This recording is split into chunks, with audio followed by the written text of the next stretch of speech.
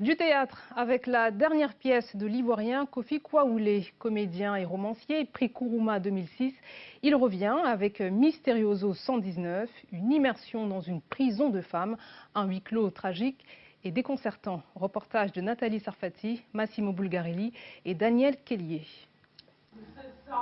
Au début, un rituel collectif.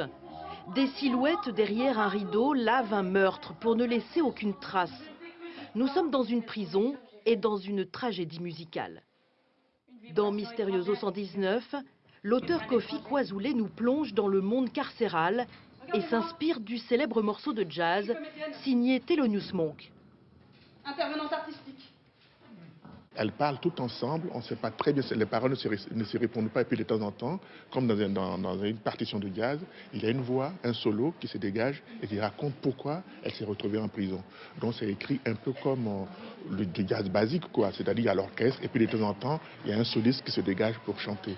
On sourit, on a énergie. Une intervenante artistique pénètre cet univers pour mettre en place un spectacle, alors que celles qui l'ont précédé ont mystérieusement disparu.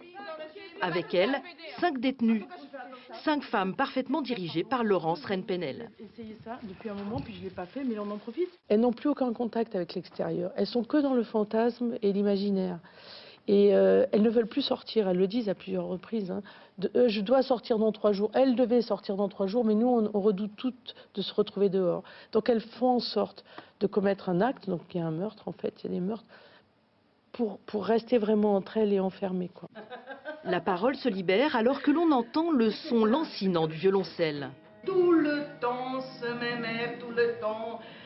Sans dormir, sans se réveiller, sans manger, sans boire, sans parloir, sans dormir. Chacune finit par faire la confession de son acte. Voilà, j'ai pas supporté ce qu'elle a laissé mon père se permettre avec moi. Moi, j'aurais tué mon père. Oui, mais moi je l'aimais pas lui pour le tuer. Mysterioso 119, c'est enfin et surtout une histoire d'amour. Une relation ambiguë entre la travailleuse sociale et une détenue.